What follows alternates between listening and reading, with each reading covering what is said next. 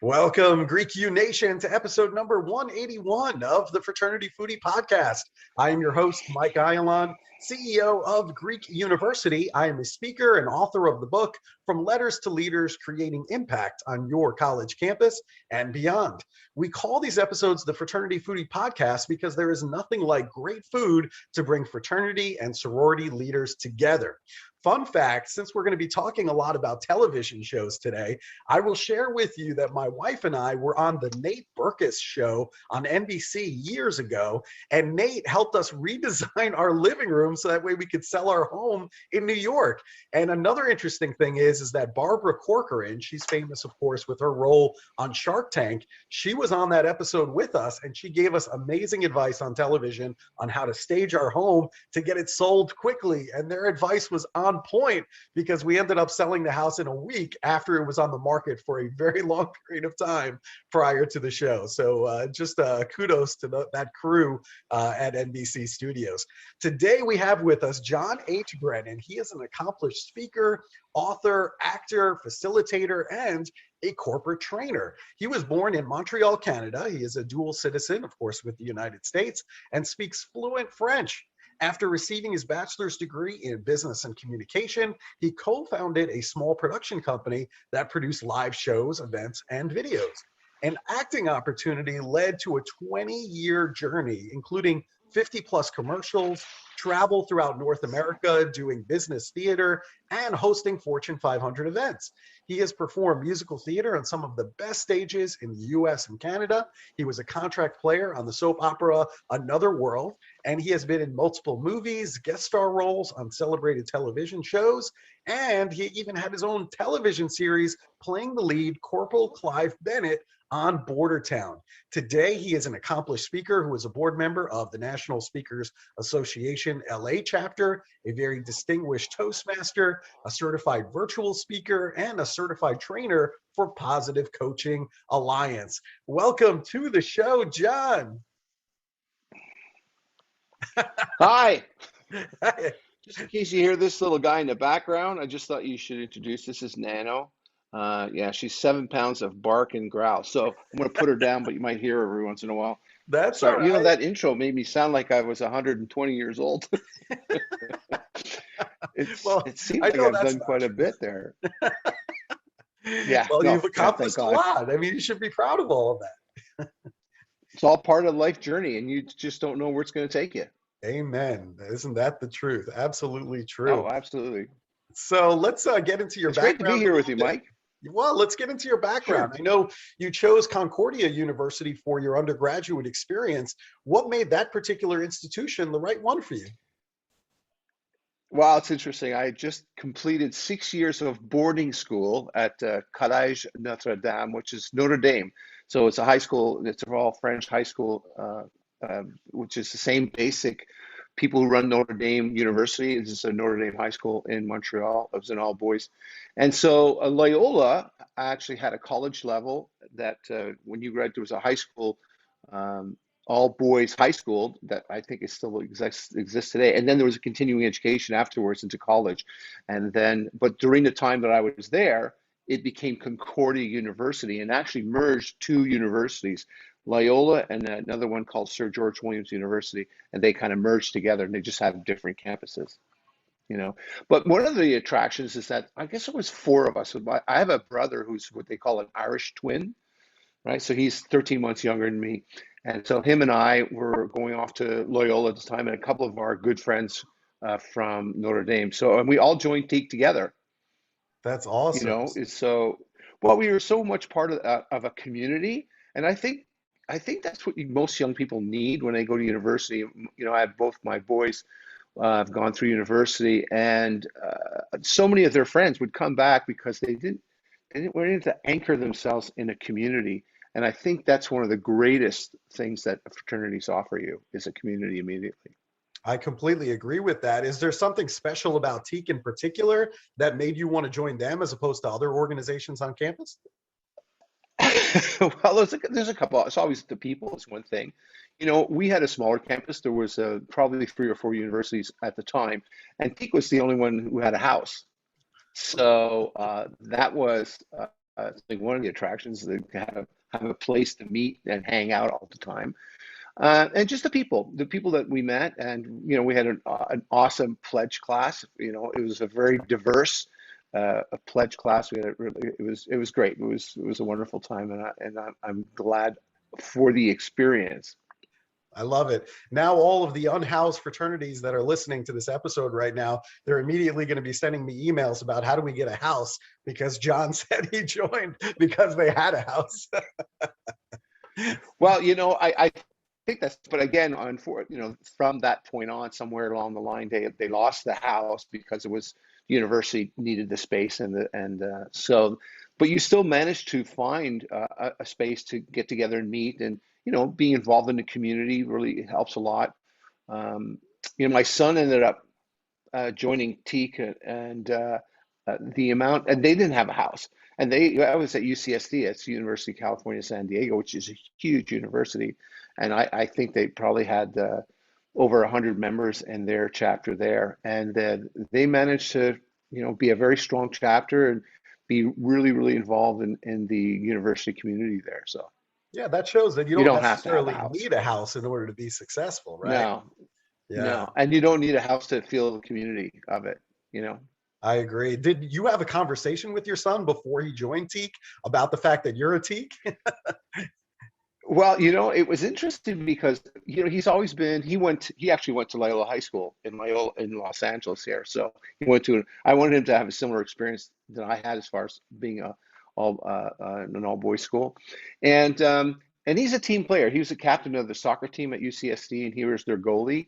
And so he was already part of a team and a unity, but it only covers one area, sports. So I think he was looking to expand a little bit, and I guess he met some people that attracted to him. I didn't push him towards Teak, but I certainly told him about how positive an experience it not only was for me, but my brother, he became the hegemon. I was a social chairman because I ran for Preakness, but I was doing such a good job as a social chairman that they wanted to keep me there. But I knew that was going to be a great experience for him. And today he's 31 years old. His closest friends, he stayed in San Diego. He eloped during pandemic and married his college sweetheart. And she was in a sorority, and I can't think of what sorority is off the top of my head. And oh my God, they're such a people, if that makes sense.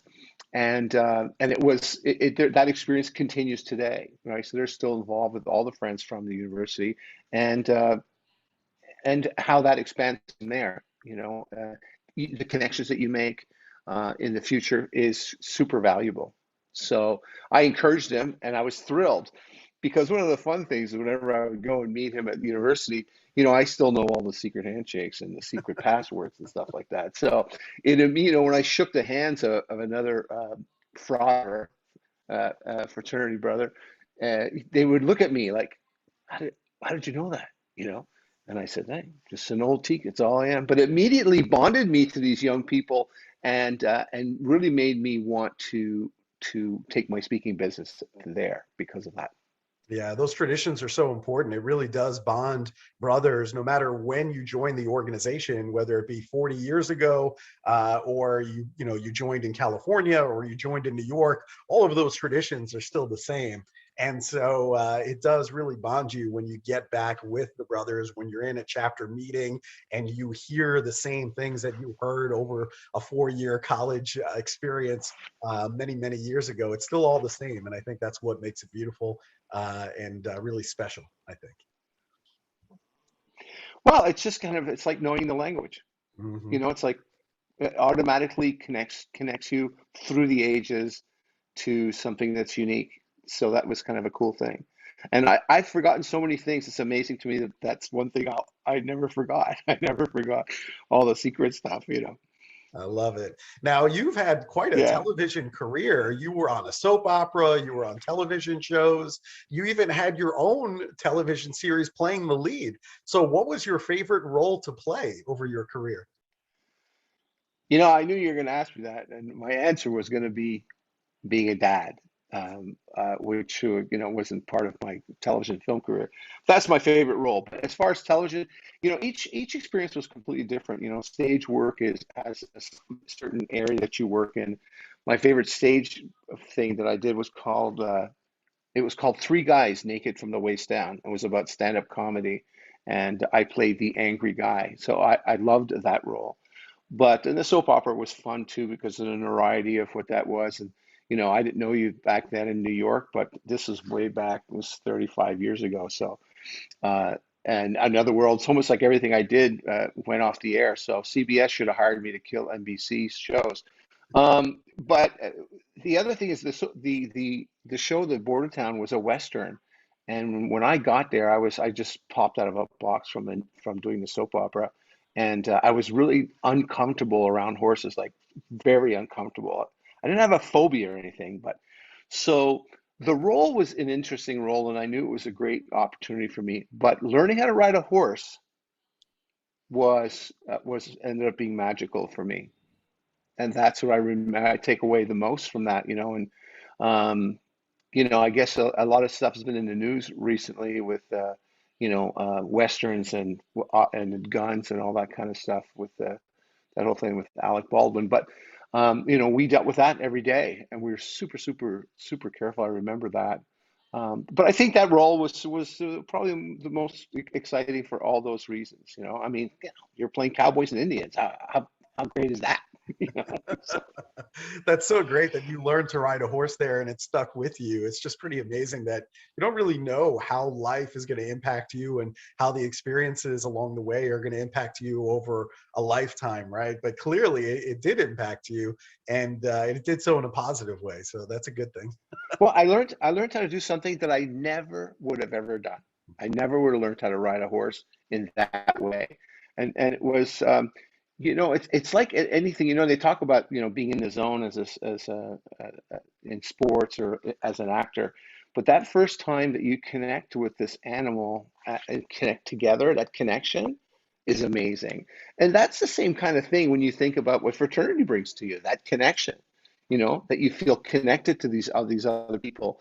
And again, part of the reason for the whole book, and improving the EI connection. We might talk about that a little bit later, but it's that moment of being more than yourself, yet being one.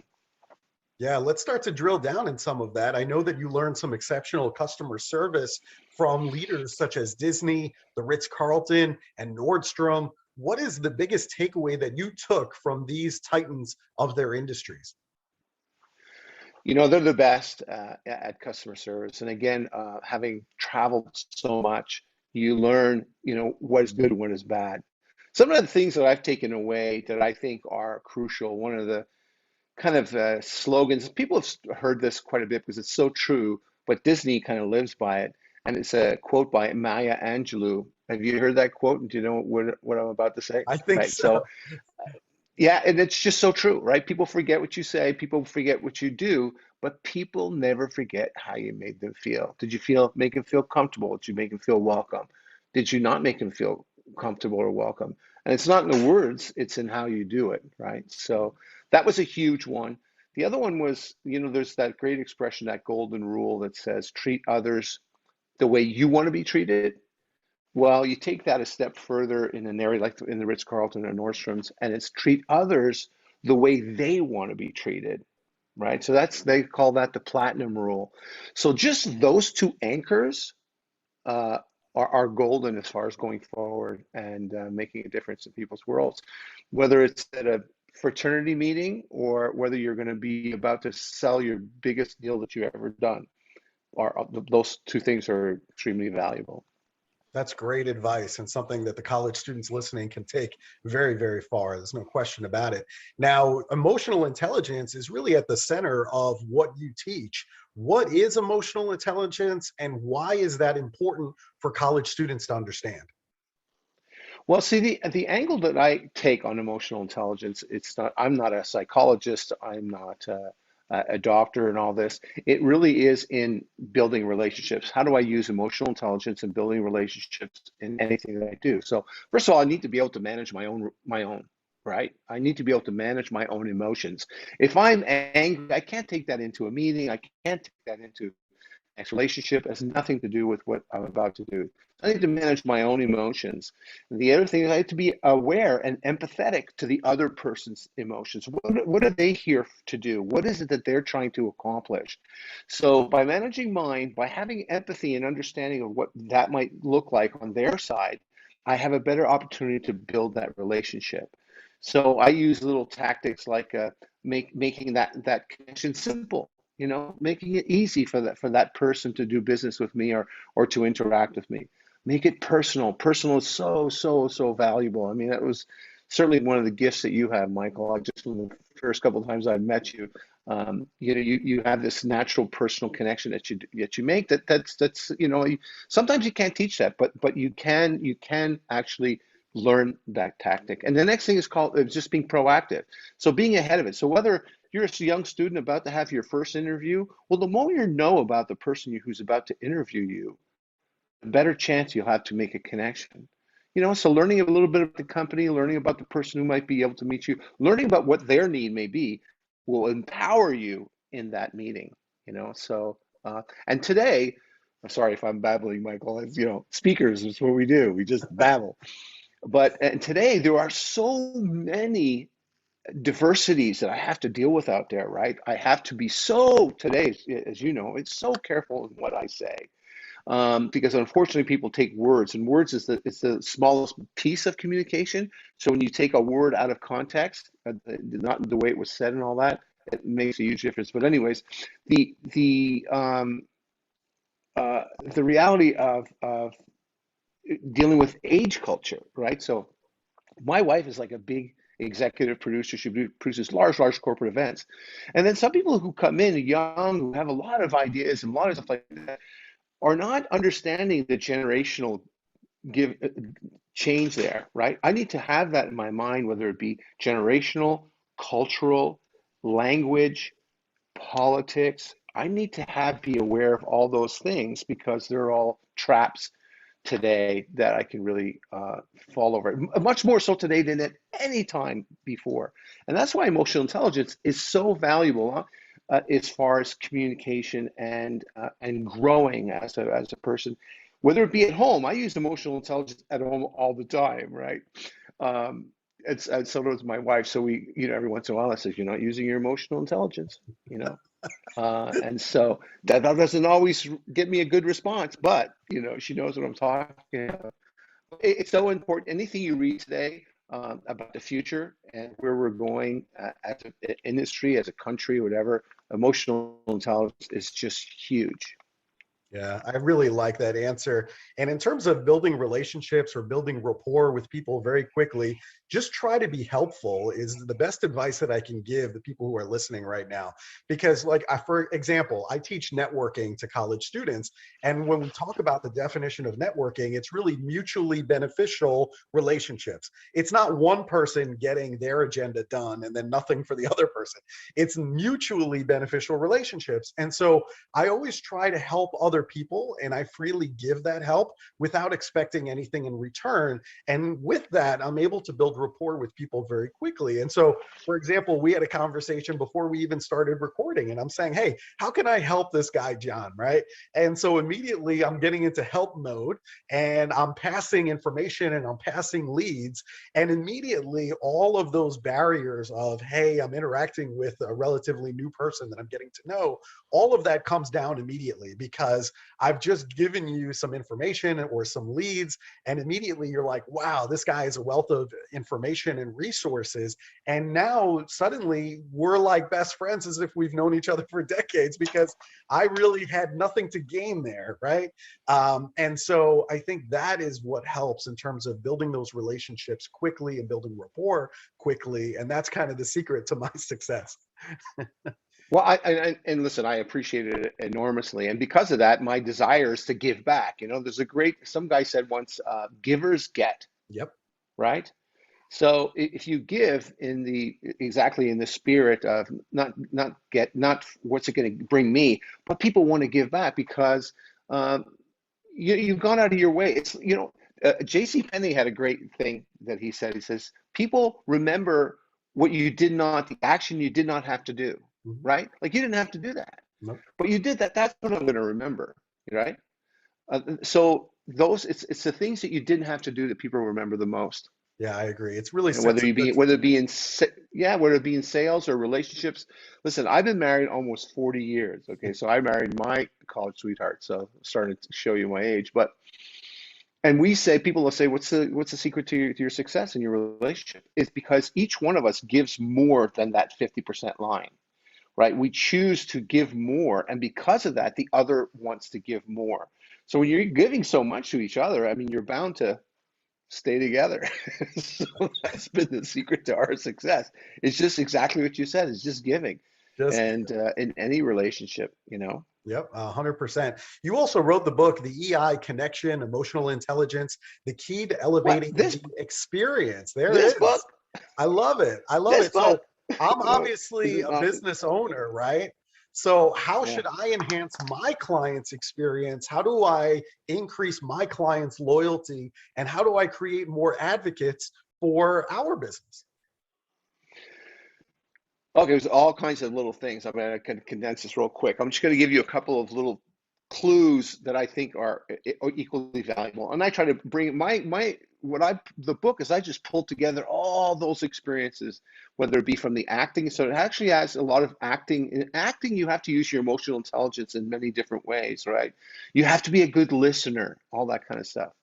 But little things like Oprah years ago said something valuable, and this is true for whatever it is that we do. They asked her, "What's the secret to your success?" She's so good at making people feel comfortable. She says, "People want to feel valued.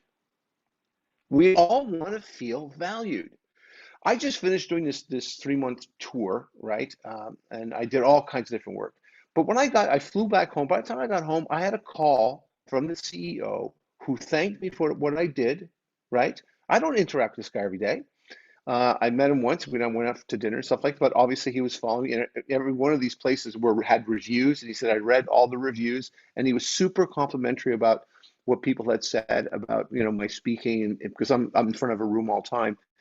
And that right there just made me feel valued. That this guy took the time out to thank me and make me feel appreciated. So here's another one for you. Okay, you write this down, Michael. Okay. This is for you as a business owner. It's called peer. This is one of my little concoctions because you start with praise, right? Encouragement, empowerment, and recognition. In today's society, in our society, people value praise and recognition more than money. Now, everybody wants money. Now, if you praise and recognize them by using money, it's like a win-win. But praise and recognition, like you're doing a great job, and thanks for doing that. And hey, look at John here. He really did a great job this month. Those little things, as far as employees and all that stuff, it's the same thing. I was also part of the out of Stanford University called positive coaching. And I got involved in positive coaching because I was one of those knucklehead parents that would just be yelling and screaming like, "Hey, I'd be one of those guys." And so I realized that I needed to be part of the solution, not the problem. So I joined positive coaching, and in that, I embraced all the ideas of what it's like about and the value of praise and recognition. And so that you look at the great examples out there of great coaches, Phil Jackson and Duke University. Duke University, I can't even pronounce his last name, Coach K, they call him. He wrote a book and he said something that I thought was so valuable, and I tried to use it with my kids. He says the four greatest words you can tell a young person today is I believe in you. I Mm. believe in you. By saying that to somebody they all of a sudden they're not carrying the ball themselves. Somebody else is there with them, you know. And then you add that whole praise and recognition, and that's the kind of person I would want to work for. I've worked for myself all my life. Every once in a while, I've ran into somebody I'd say I would work for that guy, and it was because the guy would remember You know, you might have 100 employees who remember somebody's name. He remembered that hey, your mom, is she okay? Is she out of the hospital? And that person says, oh my God, this guy cared enough to listen to me and remember that about me. And it's little stuff that's magical. And same thing in service, serving people, remembering someone's name as compared to, they're both two. I saw that when I got on the plane. Both people were taking on passengers. One was just doing it by rote. He didn't care. Whatever. The other guy would you see the person's name and said, Mr. Brennan, could you lower your mask? Thank you very much. You know, it was just that little stuff. What a difference the little stuff makes. Oh yeah, no question about it. I've seen that on airlines too, because I fly quite a bit, and sometimes I'll run into the same flight attendant, for example, on a flight, and she'll remember me. She'll be like, Mike, you're back again. When that happens, you're like, oh my God, I'm a customer for life, right? That's right. Well, that's because she made you feel valued. That's Yes. all it was. That Yeah. you were valued, you were important to them, and that's true whether you're serving hamburgers or you're the CEO of a 1,000 employees. Yeah. She made me feel really important and really valued. And then right then and there, I said, that's it. I'm not flying any other airline. Just that one employee saying that one thing, right? So I agree with Yeah. you completely. I think that's really great. And as we're talking about fraternities and sororities and student organizations, I mean, retention is always a really big thing. I mean, we talk about recruitment all the time and getting a big new member class, but sometimes we don't talk about retention. Who is walking out the back door while we're trying to increase the number of people through the front door? And you mentioned, praise and recognition. I 100% agree with that. I think if you praise and you recognize your fraternity brothers and sorority sisters, especially in public, that would go a long way, because they want to be viewed as important in front of their peers as well. So I think that's a really good thing. Is there anything else that you can think of in terms of increasing retention? Well, you hit it right on the money earlier when you said how that one stewardess left such a great impression on you. Mhm. You represent the brand. So you represent the fraternity to that person, right? So what does that mean? So it's not just you're representing whichever fraternity that you're in. If you are trying to recruit somebody, what is it that that person is looking for? Are they looking for you? Because you are your own brand, right? This is truth. Whether you're at a fraternity or moving on, you're the receptionist at a car dealership.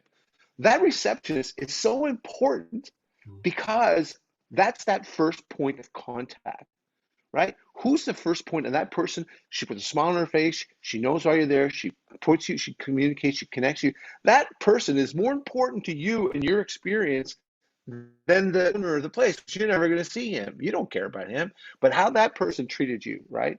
Oh, it says my internet connection is unstable. Hopefully it's okay. So that's part of it. It's part of that. If you're on a team, represent the team. You go all stupid, guess what? It makes the whole team look bad. You pull them all down.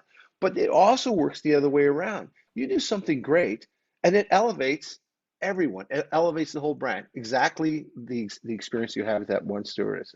And it's that simple, yet that fragile, Mm. right? Yeah, I think So what you're I getting don't at know. is that everybody in the fraternity needs to know how their role contributes to the overall success of the organization. So even if you are, quote unquote, just a member, like a brand new member, or you are, I don't know, fundraising chair, how does that relate to the overall success of our organization? You don't necessarily have to be on the executive board serving as president or treasurer to make an impact in your organization. You were social chairman, and your brothers recognized very quickly that this is a critical role in terms of building relationships with other organizations on our campus. So we can't let John go anywhere because he does such a great job in terms of building relationships, right? It's exactly right. And then the other thing is that, somebody like a brother who might be in his senior year, and so some pledges come along. Well, guess what? That senior is so valuable to the impression that he leaves as compared to saying, well, I don't care about these freshmen that are coming in. No, they look up to you. And again represents that brand and the longevity of the brand. Is this who I want to become? Is this a place I want to spend the next 4 years or 3 years? So every member, exactly like you said, every member is important to the success of brand work. It's all there, and that's just again turning it back to emotional intelligence. To that person saying, "Listen, I need at this point in time, I've got these young people here. I need to put aside my little problem or whatever, and just say, okay, I'm here. I'm going to spend the time with you for this moment." When I first moved to Los Angeles, I had a baby, and I was just having my career, working on my career, and I realized I couldn't do both. I had to like put stuff aside. I'm going to do this from 2 to 4 when the baby's sleeping, as compared to doing and then spend time with the baby. Right? When I tried to do both, I was unsuccessful at both. So that's just part of the journey too, part of the learning that we have to make. Yeah, you make some great points. A lot of times I see the senior members are somewhat disengaged or disenfranchised, and I think about what message that's sending to the freshman members of the fraternity. So, that's a point well taken, and something that we really need to be conscious of as senior members. How are we leaving the organization? What impression are we leaving with the freshman members? Are we helping or hurting that experience? Because that's going to carry on in terms of the outlook of these new members. So, very, very important stuff. Now, we do love good food here at the Fraternity Foodie Podcast. So I want to know, what is your favorite restaurant in LA? So that way, when I'm in town, I know where to go. Well, there's a couple of there's no shortage of great restaurants, but I have to tell you through my fraternity experience, all right? So I probably had, I would say, a pizza a day or 5 pizzas a week at least, because right down the street is a place called the Golden Moon, and I wish I could order from it today. I don't even know if it still exists, but I was trying to be smart. I had all the food groups, right? I had the bread and the cheese, and I had vegetables on it, mushrooms and peppers, and I had some meat. I convinced myself that this was the best thing for me. And anyway, so I ate a lot of pizza, and happy to do so. But here, I mean, my wife is Lebanese descent, and so one of our favorite go-to restaurants is a little place called Carnival's, which is a Lebanese food. It's a wonderful little place. It's expanded a lot since we've been here. And when my son comes up from San Diego, that's one of his. We order from Carnival's. So that would be like a little bit of Lebanese food. I mean, it looks a lot like Greek food, Middle Eastern food. That's absolutely a go-to place for us all the time. Sounds good. We're going to make reservations next time I'm out in LA, and we're going to go and have lunch over there. That sounds absolutely delicious. Well, you'll have to call, yeah, you'll have to call me, and it will be on me. How's that? That's almost a reason to come out. That's a good reason for me to come out. Absolutely. All right. So, if the students and the administrators who are listening to you right now, if they want to book you to come and speak on their college campus, where should they go in order to connect with you? Well, they can go straight to my website, right? So it's John H. Got to have the H in there. The H stands for humor. So you have F stands for humor. JohnHBrennan.com. And that's probably the easiest way to get to me. It'll take you to the website, and there's a place in there that you can go and reach me directly that way. The book, The EI Connection, is available on Amazon.com. And again, it's a lot of what I talk about in that book. Those are some of the ways to get in touch with me. That sounds great. Go and pick up his book, The EI Connection, Emotional Intelligence, the Key to Elevating the Experience. It's available on Amazon.com now, or go to his website. It's spelled JohnHBrennan.com, and get in touch with John to bring him to your campus. I've really enjoyed this, John. This has been a lot of fun. I've been excited about meeting you here for the last couple of weeks, so I'm excited that we were able to get it done. And I can't wait to see you on stages all across the country on college campuses now. Absolutely, and I'll send you a thank you note for each one of them. And thanks for that help at the beginning of our sessions. I really appreciate that. So if I can return the favor in any way, who the heck knows? Be happy to do so. Absolutely. And just give. You never know who's going to help you. It might not necessarily be the person who you helped, but karma does exist and it will come back to you. I'm telling you tenfold. Just trust me based on a career of experience. Just help and it will all come back to you. I promise you, good things will happen. So, Well, one more little thing, if I have time, is during the pandemic, one of the things that we did was I travel a lot, so I wasn't able to travel, and we just helped make sandwiches for homeless and stuff like that, just down the street in our neighborhood. And I just, it was amazing to me how good you feel when you do something nice for somebody else, and it's such a good feeling. You're like, why is this so hard? Why is this so hard? But it's almost a selfish thing, but you feel good about doing good.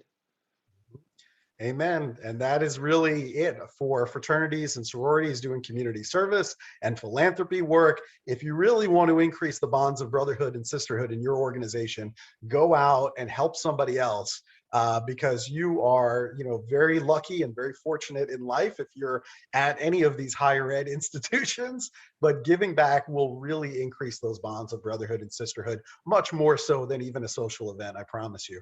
So, 100%. yeah, that's some great advice. Well, thanks so much for joining us, and we hope to see all of our listeners on the next episode of the Fraternity Foodie Podcast. Thanks again, and we'll see you soon.